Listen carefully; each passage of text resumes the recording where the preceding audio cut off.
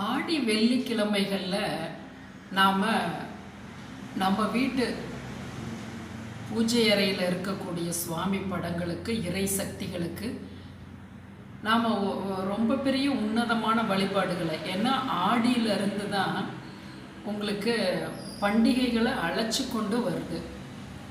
ஆடி மாதம் அவ்வளவு ஒரு உன்னதமான மாதம். அது இப்போ இந்த ஆடி ரொம்ப உன்னதமான மாதம்னு நம்ம சொல்கிறது, நம்மளோட சுப காரியங்களை நம்ம ஆடி மாதம் தள்ளி வைக்கிறோம். இறை சக்திகளுக்கான மாதமாக, அதாவது எப்பயுமே போகாத, குலதெய்வத்துக்கு போகாத குடும்பங்கள் கூட இந்த ஆடி மாதத்தில் ஒரு முறை போய் வந்துடுவாங்க.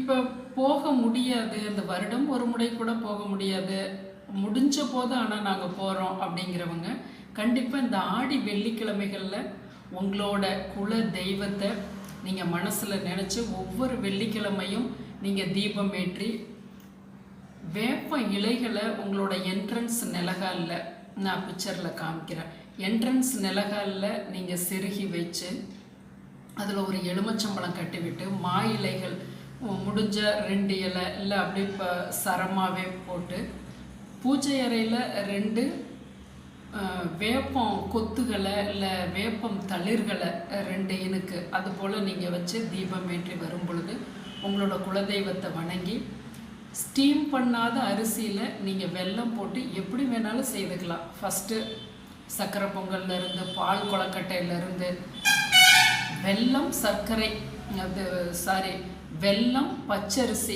கலந்த என்ன வேணாலும் நீங்கள் நெய்வேத்தியமாக பண்ணி அதை பிரசாதமாக சாப்பிட்லாம். குலதெய்வத்தினுடைய அனுசரணை கிடைக்கும்.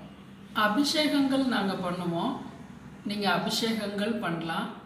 ஆடி வெள்ளிக்கிழமைகளில் அம்மன் கோயிலுக்கு போயிட்டு வரும் பொழுது உங்களுக்கு ஒரு மன அமைதி கிடைக்கிறத உங்களால் உணர முடியும். பெண்கள் முக்கியமாக குறிப்பாக நீங்கள் தவற விடாதீங்க.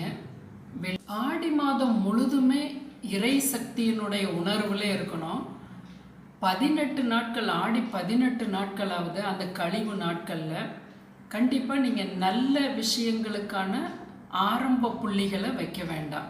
அப்படின்னா என்ன, இப்போ நீங்கள் உங்களுக்கு ஒரு வரன் சொல்லியிருக்காங்க, அதை இந்த 18 நாளில் சும்மா நம்ம என்னென்னு தான் கேட்டோம், விசாரித்தோம், ஆனால் பூ வைக்கிறதெல்லாம் ஆவணியில் தான், ஜஸ்ட் அப்படி கேட்டோம், பண்ணோம், போய் இப்போ இதை எடுத்துகிட்டு வந்தோம், அதை எடுத்துகிட்டு வந்தோம், துணிமணி எடுத்தோம், ஒரு பண்டை பாத்திரம் எடுத்தோம் அப்படிங்கிற மாதிரியான உங்களோட அந்த உணர்வுகளை ஒதுக்கி வச்சுட்டு எப்பயுமே 18 நாட்களாவது, அதாவது ஒரு ஜாதகம் பார்க்க போகிறது, இது போல் எதுவுமே நீங்கள் செய்யாமல் இறை சக்தியினுடைய அந்த விஷயத்துல நீங்கள் கவனத்தை செலுத்தணும். இந்த ஆடி மாதம் அது போல் உள்ள ஒரு மாதம்.